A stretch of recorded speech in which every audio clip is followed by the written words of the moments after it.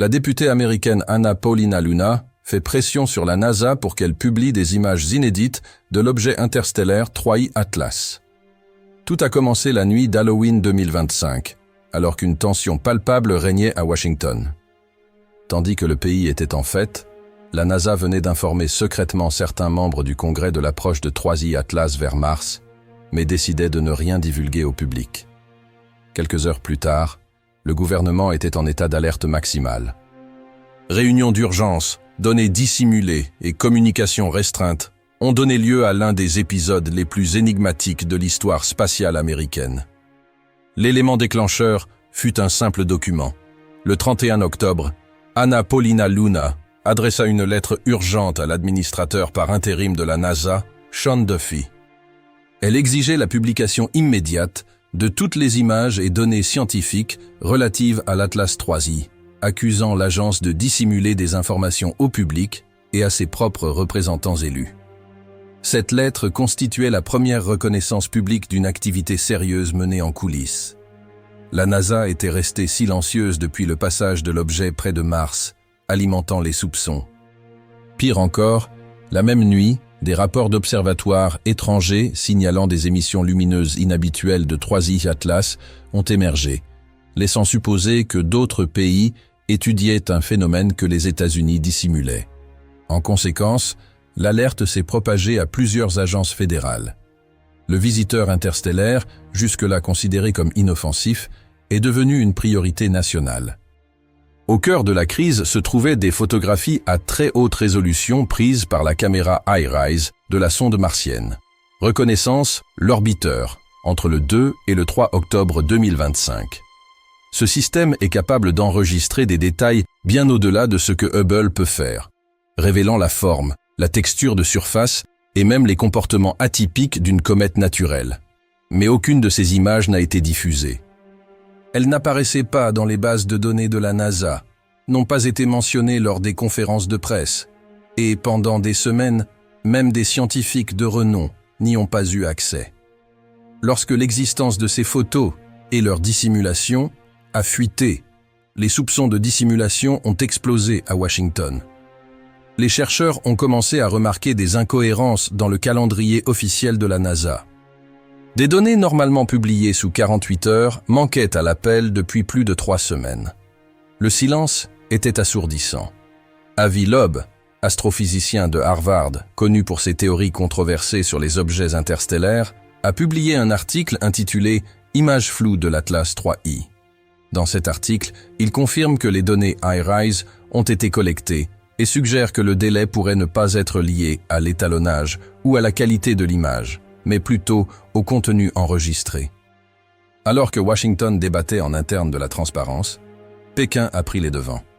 Le 2 octobre 2025, quelques jours seulement après la médiatisation de la lettre de Luna, l'administration spatiale nationale chinoise a discrètement publié une série d'images aux couleurs corrigées, issues de l'Atlas 3I et prises près de Mars. En quelques heures, elles se sont retrouvées sur les réseaux sociaux, les forums scientifiques et dans les médias internationaux. Les photos montraient l'Atlas 3I émettant une lueur bleutée, entourée de fines bandes lumineuses symétriques.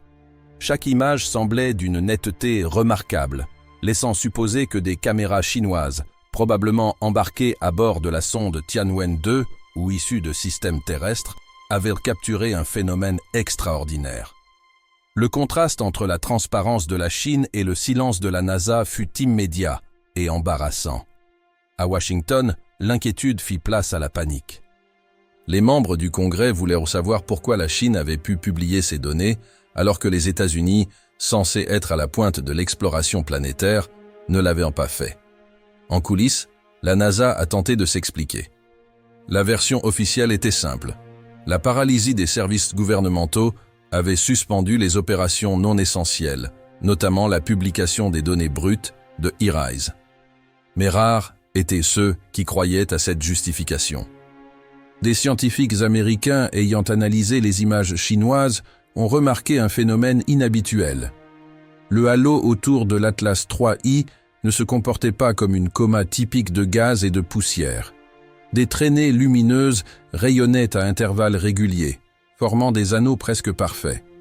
Certains ont attribué ce phénomène au traitement numérique. D'autres étaient moins convaincus. Lorsque la NASA a finalement rompu le silence, son explication n'a fait qu'exacerber la méfiance. L'agence a imputé le retard de publication des données à la paralysie du gouvernement fédéral. Sur le papier, la justification semblait plausible, mais pour ceux qui connaissaient les rouages internes, elle paraissait trop facile. Les images avaient été dissimulées si longtemps que la suspicion du public s'était muée en indignation. La députée Luna a rejeté cette explication, qualifiant ce retard de manque de transparence inacceptable sur une question d'importance internationale. Son argument était simple. Si la Chine pouvait analyser et publier ces images, pourquoi l'agence spatiale la plus avancée au monde ne pouvait-elle pas en faire autant?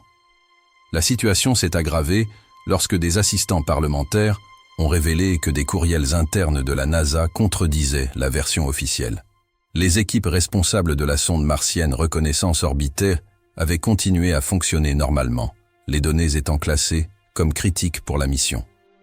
Autrement dit, elles avaient déjà été traitées et cataloguées. Quelqu'un, quelque part dans la chaîne, avait décidé de les retenir. Des réunions d'urgence ont été convoquées.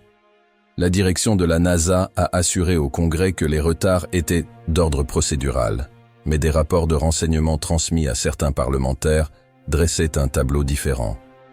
Selon des notes classifiées, des entreprises sous contrat avec le gouvernement ont détecté des anomalies spectrales sur les données de 3i Atlas peu avant le verrouillage des données iRISE. Ces anomalies indiquaient de fortes concentrations de métaux réfléchissants, notamment du nickel et des alliages métalliques, rarement observés dans les comètes. Lorsque la NASA a finalement pris la parole devant le Congrès à huis clos, l'atmosphère était tendue. Les représentants de l'agence sont arrivés avec des mallettes portant la mention « confidentielle » et des ordinateurs portables scellés conformément au protocole de sécurité, une pratique inhabituelle pour une présentation scientifique. Sean Duffy a conservé un ton calme et posé, affirmant que la NASA suivait les procédures appropriées, mais la suite a inquiété les parlementaires. L'agence a confirmé que les images iRISE avaient été prises lors du survol rapproché de Mars par le rover Atlas 3i, mais a déclaré que des problèmes de qualité et des incohérences dans les données empêchèrent leur publication. Duffy a précisé que des tests d'étalonnage étaient en cours et que les premières images révélaient des anomalies au niveau des capteurs. Pour les experts présents, la justification n'était pas convaincante. iRISE était l'un des instruments les plus fiables en sciences planétaires, d'une précision irréprochable depuis plus d'une décennie. Puis survint la révélation qui changea le cours de la réunion. Interrogé, l'un des experts en imagerie admit que les photos contenaient d'inhabituels artefacts optiques, des motifs lumineux répétitifs à intervalles précis. Ce phénomène apparaissait sur plusieurs clichés, sous différents angles et dans différentes bandes spectrales. Il ne s'agissait pas d'un bug logiciel. Un objet proche de Mars réfléchissait la lumière de manière structurée. À l'extérieur, des rumeurs ont commencé à circuler selon lesquelles le département de la Défense avait demandé l'accès au même fichier iRISE, information confirmée plus tard par un assistant parlementaire. Cela indiquait que l'Atlas 3i n'était plus seulement une question scientifique, il s'agissait désormais aussi d'un enjeu de sécurité nationale. Dans les jours qui suivirent le témoignage de la NASA, Washington passa d'une tension latente à un confinement actif. Ce qui avait commencé comme une énigme scientifique devint une urgence classifiée. Début octobre 2025, de hauts responsables de la NASA, du Pentagone, du département de l'énergie et de la Commission des sciences de la Chambre des représentants furent convoqués à une série de réunions informelles dans un bâtiment sécurisé de l'Eisenhower Executive Building, adjacent à la Maison-Blanche. La réaction, du moins en coulisses, fut inquiétante. Des scientifiques de la NASA auraient en présenté un résumé des données spectrales des missions iRISE et MAVEN. Les résultats ont révélé des signatures de réflectivité extrêmement inhabituelles, compatibles avec des alliages métalliques rarement présents dans les corps naturels. L'une des diapositives de la présentation, divulguée plus tard à des journalistes d'investigation, contenait une phrase qui a eu un impact immédiat. Composition possiblement manipulée. En moins de 48 heures, les membres des deux parties ont commencé à recevoir des résumés classifiés sur la situation de l'Atlas 3I. Chaque document soulignait des schémas d'émission non vérifiés, mais non aléatoires, et recommandait d'éviter toute spéculation publique jusqu'à confirmation par des observatoires partenaires. Le message était clair. La NASA n'avait pas affaire à une simple comète. Il était confronté à un phénomène potentiellement surnaturel. Parallèlement, l'intérêt du Pentagone grandissait. Des analystes de la Defense Intelligence Agency, DIA, et du commandement spatial américain demandèrent un accès direct aux fichiers de données de la NASA, évoquant des corrélations possibles avec les émissions d'énergie dirigées.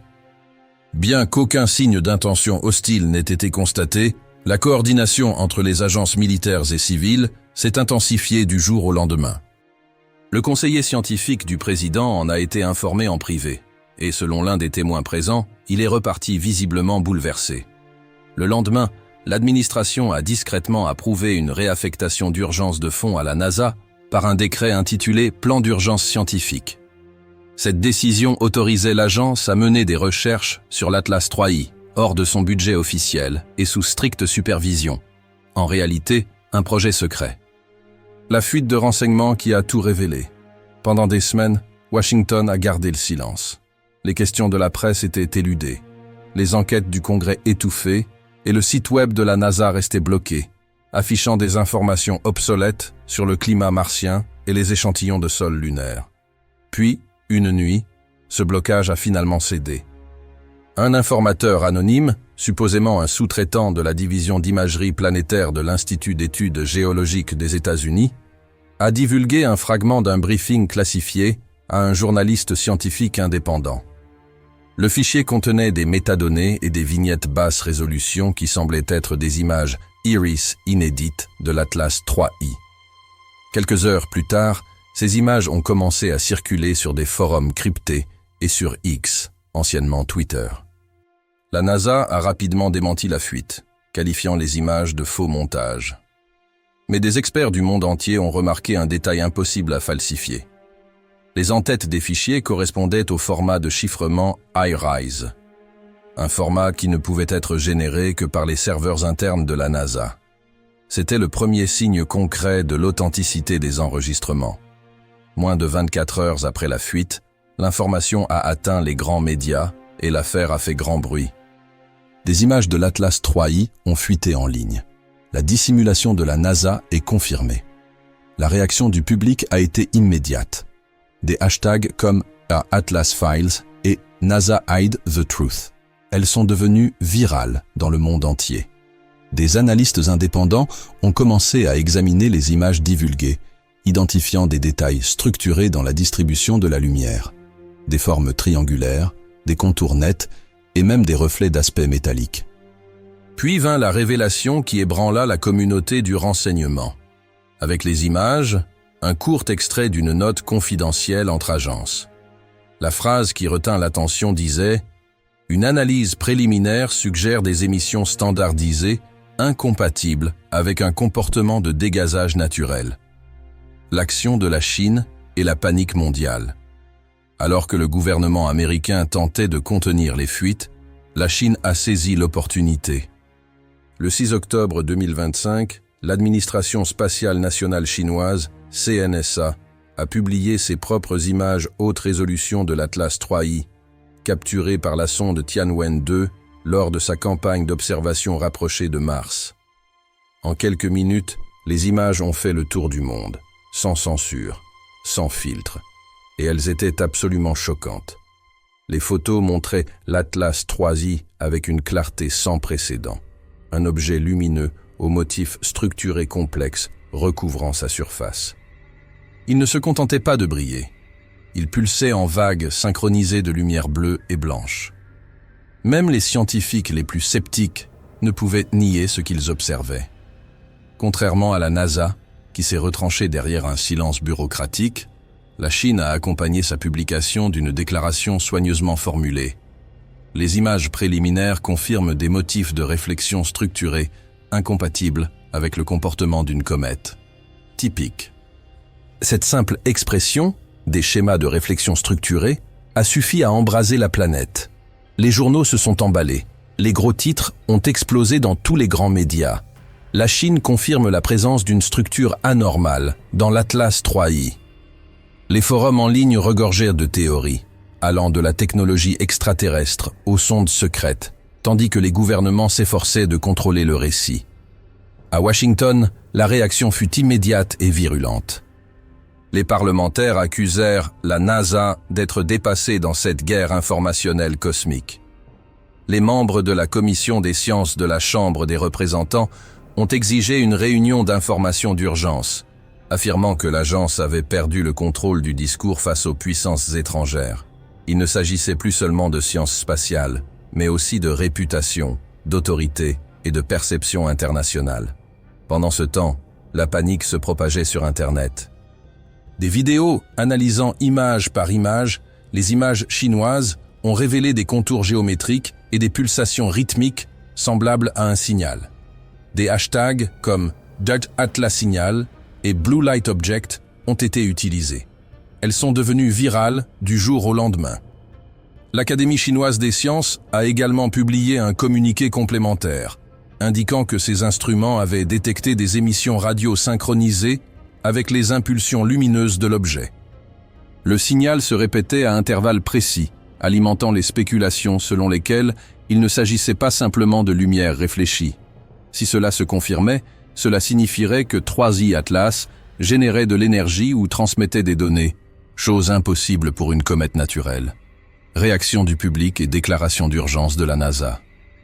À la mi-octobre 2025, la situation avait complètement échappé au contrôle de Washington. Ce qui avait commencé par des rumeurs de secrets s'est transformé en une véritable révolte populaire. La population exigeait des réponses, et la NASA, autrefois considérée comme l'institution scientifique la plus fiable au monde, était désormais accusée de dissimulation. Devant le siège de l'agence à Washington, des manifestants se sont rassemblés avec des pancartes proclamant « Publiez les fichiers Atlas » et « Nous finançons la vérité ». Le mouvement ne se limitait plus aux seuls adeptes des théories du complot. Des scientifiques, des ingénieurs et même d'anciens employés de la NASA se sont joints à l'appel à la transparence. Des universités ont commencé à publier des lettres ouvertes, exhortant l'agence à rétablir la confiance du public en publiant toutes les données relatives à l'Atlas 3i. Face à la pression, la NASA a convoqué une conférence de presse d'urgence. L'événement a eu lieu le 16 octobre et a été retransmis en direct dans le monde entier. La salle était comble. Journalistes, membres du Congrès et représentants de l'Agence spatiale européenne et du Pentagone y étaient présents. À la tribune, l'administrateur intérimaire Sean Duffy. Son expression était grave. Duffy a commencé par reconnaître que l'Atlas 3i présentait des défis d'observation uniques et a confirmé que plusieurs instruments, dont la sonde martienne, étaient présents. Reconnaissance. La sonde orbitée et le télescope spatial. James Webb ont recueilli des données qui sont encore en cours d'analyse. Interrogé sur des images chinoises montrant des émissions de lumière structurées, il a marqué une pause avant de répondre. « Nous vérifions actuellement l'intégrité des données externes. » Cette phrase, « vérification d'intégrité », a immédiatement provoqué un tollé sur les réseaux sociaux. En quelques minutes, analystes et journalistes accusaient la NASA de dissimuler une fois de plus la vérité. Puis vint le plus grand choc. Un journaliste de Reuters demanda si l'Atlas 3i représentait un risque potentiel pour la Terre. La réponse de Duffy était évasive mais révélatrice. Rien n'indique pour le moment que la trajectoire de l'objet représente un danger pour notre planète, insistant sur les mots « pour le moment ». C'est cette hésitation qui a le plus frappé. Dans les jours qui suivirent, des notes internes, divulguées du centre de vol spatial Goddard de la NASA, révélèrent que les modèles orbitaux étaient constamment révisés. De minuscules variations dans la trajectoire de 3i Atlas, mesurées en fractions de millimètres par seconde au carré, s'accumulaient. Les mêmes accélérations inexpliquées qui avaient intrigué les scientifiques dans le cas d'Oumuamua réapparaissaient, cette fois-ci plus marquées. Des analystes indépendants ont effectué des simulations et certaines ont montré une possibilité inquiétante. Si l'accélération actuelle se poursuivait, l'Atlas 3i pourrait passer beaucoup plus près de la Terre que prévu, à l'intérieur de l'orbite lunaire, début 2026. Washington est entré en mode de confinement total. Le bureau scientifique de la Maison-Blanche a publié une déclaration soigneusement formulée affirmant que l'Atlas 3I restait sous observation continue et ne représentait aucune menace concrète, mais peu de gens y ont cru. Pendant ce temps, l'astrophysicien de Harvard, Avi Loeb, a publiquement rompu avec la position officielle, accusant la NASA de maintenir un silence stratégique. Dans des interviews, il a déclaré que le refus de l'agence de publier les données de IRIS et du télescope spatial James Webb équivalait à de la censure. Il a déclaré sans ambages, si la Chine a identifié des structures géométriques et que la NASA refuse de le nier, le monde a le droit de savoir ce qu'elle cache. La réunion confidentielle qui a tout changé. Fin octobre 2025, la situation concernant l'Atlas 3I atteignit un point de non-retour. La pression publique, les demandes croissantes du Congrès et l'arrivée de données irréfutables provenant d'observatoires du monde entier contraignirent le gouvernement américain à prendre une mesure sans précédent. Une réunion d'urgence confidentielle et interministérielle au Capitole.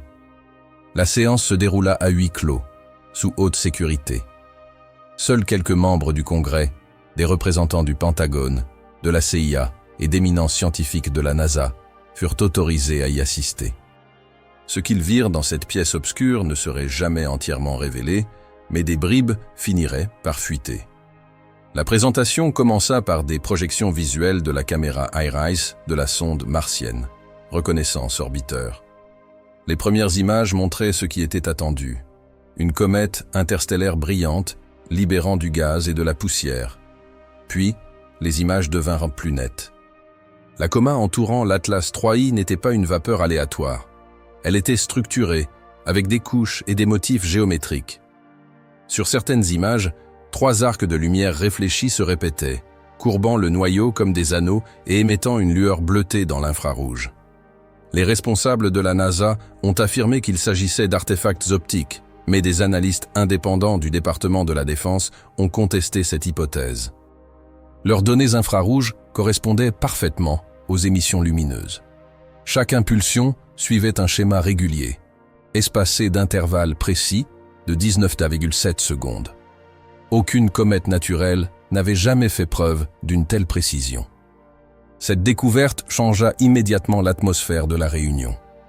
Si les émissions étaient réelles et intentionnelles, 3I Atlas n'était pas un simple passage cosmique. Elle était active. Le nom d'Avi. Le nom de Loeb a été évoqué à plusieurs reprises. Les parlementaires ont cité ces déclarations publiques selon lesquelles l'objet pourrait être artificiel et ont accusé la NASA de tenter de le faire taire. Une note interne lue lors de la réunion a confirmé que Loeb avait demandé un accès direct aux données de IRIS plusieurs semaines auparavant, mais que sa demande avait été refusée en raison de leur classification temporaire. Lorsque les lumières se sont allumées, les visages des personnes présentes en disaient long. Le Congrès en avait assez vu pour comprendre que le silence de la NASA n'était pas dû à l'incertitude, mais à la retenue. L'agence détenait des preuves qui défiaient toutes les lois connues du mouvement céleste et avait choisi le secret plutôt que la transparence. À l'issue de la réunion, plusieurs participants ont indiqué qu'un ordre d'urgence avait été émis afin d'étendre la couverture d'observation de l'Atlas 3I grâce à des télescopes terrestres et des satellites militaires. Des fonds ont été discrètement réaffectés d'autres programmes à une nouvelle équipe spéciale, baptisée Projet Harbinger. Sa mission déclarée ? La surveillance continue des corps célestes présentant des anomalies et un comportement potentiellement anormal.